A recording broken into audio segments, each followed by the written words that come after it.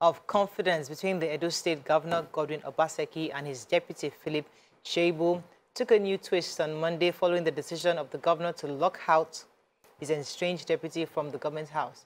The deputy governor got the shock of the moment when he got into his office on Monday and found that the gate of his office of the deputy governor and the main entrance leading to the story building was locked with chains and heavy padlock. Now, Waike took the story and the updates earlier, but what are your general thoughts on this? This whole back and forth started when it seemed that Shaibu was hoping to take over from Governor Obaseki afterwards. Obaseki did not support his ambition to be governor after him, and that's when all the drama had started between both gentlemen. What are your thoughts on this? How do you think this can go, and what do you make of the entire scenario? You can call us on 081-076-41679, 091-241-63440. You can also tweet to us at TVC Connect. Please hashtag YourViewTVC so we can read the tweets. So these are two gentlemen that together, were able to, I would say maybe we're able to work. In the initial days, the issues they had in the early days when Obaseki had to move from his party, and this was the deputy that stood by him, yeah. And they were very, very close. And suddenly, he had an ambition, or he felt he had an ambition to be governor, and suddenly, there's a rift between the two of them. What are your thoughts on this? Let me start with Miriam. You seem to be interested in this matter. Well, yes, I think it's interesting. Definitely an interesting topic because we see this a lot, like governors and deputy governors. You would expect that it would be like a very body-body relationship.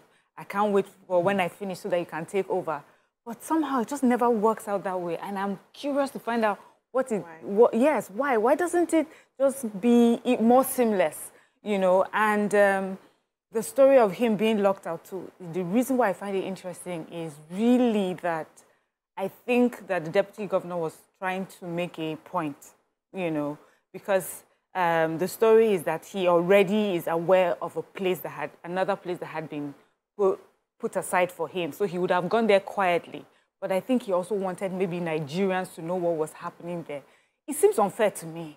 I mean, can't we have our differences without... Why did they close down the office? I don't know. Were they cockroaches, rats inside? Were they just trying to fumigate? Is the place run down? It's deserted. Nobody's there. Yes, they've locked it up now. Because they locked it up. That's because they've locked it up. So he shouldn't be there. Yeah, but he arrived there in the morning to go to office and he found it locked. So it sounds like theatrics. That's what I'm saying. I said it is dramatization for me so that we will all be aware of what's happening. Yeah. He may have just gone to the new quarters quietly. Nobody will talk about it. But he wanted us to know, look at what is being done to me. And, for us to decide whether he deserves it or not. I feel that there are better ways to handle situations like this. The governor and the deputy governor can sort themselves out. And the deputy governor is in his right to have the ambition to want to take over from the governor. And if it's done the right way, you go through the polls and everything. But in what way does the governor see, are there ways that the deputy governor is sabotaging the governor that he feels uncomfortable about, that he feels he has to put him aside? Those are the questions I would love for people from Edo State. I wish Nima was here to give us inside gist, because I believe that there's lots of inside gist concerning this. Yeah, so what I see is there's a perceived disloyalty. And you know how we play politics in this part of the world. I personally wouldn't have a problem with someone who is my probably subordinate, decides to, okay, after you're done with, it's not like she's planning to, or he's planning to kick me out. After you're done with this, I would like to. It will be my joy that we worked together. I would stand proud and say, I trained him, we worked together, he served me well, and now I would give my support.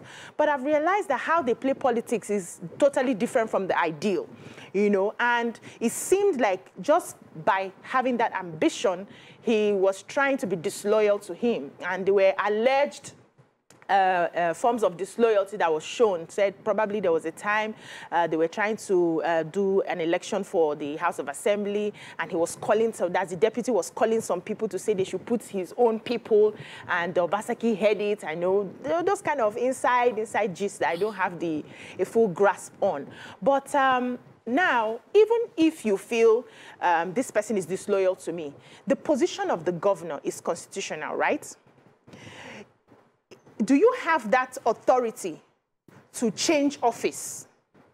And for what reason? So reading through some of the things that had been written, they said the new office that they had asked them to move to is not properly done. There's a lot of flooding in front. The place is not looking neat at all. There are no interiors to, you know, sort of allow him do his work there. So edging him out of his own office, is it constitutional? Does the governor have that power to lock up that building and say, get out of here? So we need somebody to really clarify that for us. Then also, there was a time he was at an event, the governor was at an event, and he came to greet, and the governor's security, you know, walked him out. They didn't let him have access. It just seemed very petty. This is someone who decides to have pettiness issue in ambition. Wait, let me just line this point. Someone who has an ambition and you don't find it comfortable. Do you now start sabotaging his work and taking out, they say they've taken out most of his responsibilities from him just because of this? I just feel this is not how we should play politics. Let me take this call. Good morning. Thanks for calling from Agudo. Hello. You're live. Good morning. Good morning. Good morning. This is a very interesting topic that I personally was bothered about yesterday. So when I saw that your program was going to come up, I had to come and sit down by the TV, and good for me is a topic I was looking forward to. Now, what I want to say is that I personally felt bad that we are yet to grow politically in Nigeria, that will bring our personalities into governance.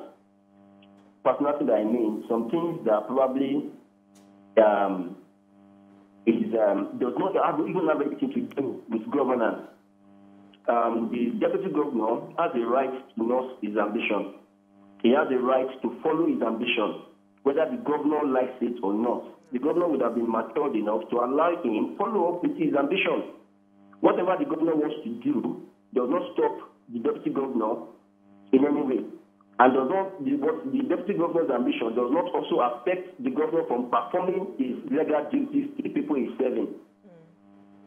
The fact that the governor will go to in fact, permit me to use this word, to stoop low, to go and lock his deputy, put him off the office. The office we are talking about, it's a public office. It's not his personal office. That place is to serve the people.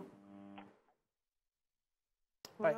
Mike, what are your thoughts? It's an ambition because aside from we might not know the intricacies of the drama between both men because it could be deeper than this. But what we see on the surface is just that somebody has an ambition, the other person seems to be blocking it because you didn't come to me or you didn't discuss with me, you didn't inform me, I wasn't aware. I'm hearing from the grapevine that you're trying to become governor after me. So that probably caused the rift. Now the question is, should that be a problem? Should you feel that he's been disloyal? Is that enough to put a red flag of disloyalty on somebody who's worked with you? Well, I don't want to go into the causes because really, like you have said, I never know unless one of them comes out, and preferably Obaseki, because Philip Shaibu, on the surface, what we are seeing is he has made overtures to the governor. He has withdrawn his case from the court. He has, he went to greet him at an event. So it's either Obaseki is very petty or he has done something really bad. That he doesn't want to say. That he doesn't want to say. Yeah, unforgivable. Exactly. It's unforgivable. That in his own book might be unforgivable because, well, so I don't want to. But on the surface, what we are seeing is two elephants are fighting, and it's the grass that suffers. It's the Edo people that are suffering. Let me take this call from Edo. Let's see how much of suffering is going on there. Good morning. Thanks for calling. Good morning. You're live. Go ahead, please.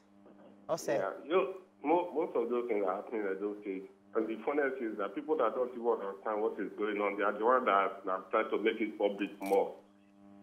Because these same people, if you check Edo States like structure like Nigeria, where you have the east, the southwest, and the north. So the issue is that Edo North has provided governor 2 times since, once, that's Oshomole, So you have Ibrahim Babatunde, this president of Obaseki from Edo. Now, it's the turn of Edo Center to provide governor. It has been agreed even before these people came to office. You know, this issue of zoning, this issue was brought in by PDP. So now, they have said that those central should provide governor. About this deputy governor is his turn. You know, this local stuff we are here in Nigeria, and it's turn to become the governor. Obaseki said, no, we agree on this thing earlier, before. After him, to go to Edo Center. But this deputy governor is saying, no, we want to be the governor. The issue has been going on behind the scenes for so long. It's not been made it public. Because, you know, Shaibu, the deputy governor himself has said publicly, if you recall, when he was stopped at the church during the Thanksgiving service, during the 32nd anniversary, from accessing the governor who was sitting with his wife. You know, the security operative has stopped him.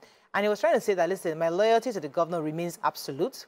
I see that everybody is in solidarity. I'm also in solidarity with the governor. I am also declaring my unloyal loyalty to the governor and nothing more. My ambition is personal.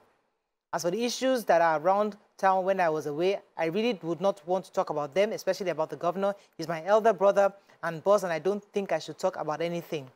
So, I mean, this is almost being a victimish way of saying that, you know, say I can tell you that for my Christian background, if you make a vow with God that you want to do something, you must fulfill it.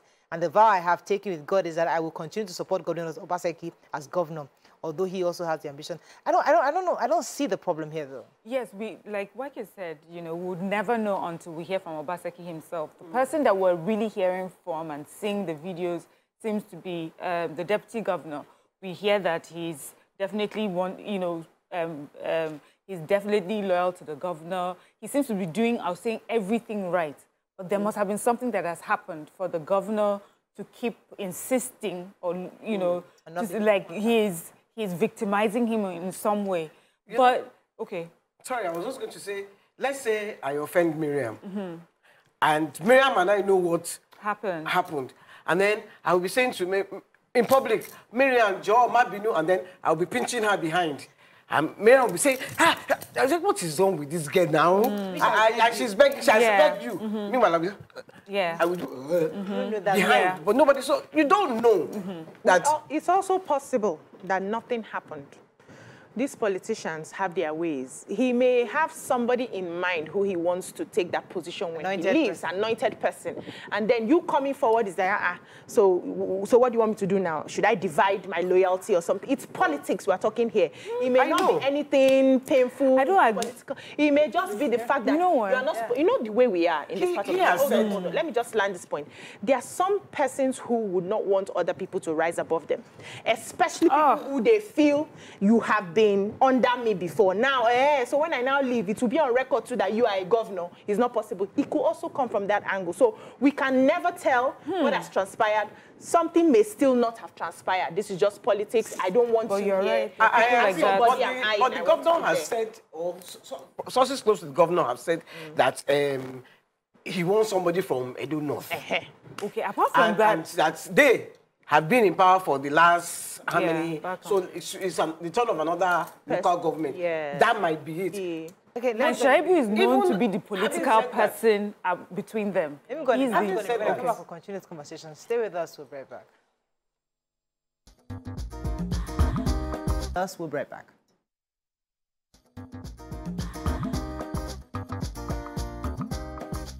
Stay tuned. Your View will be right back.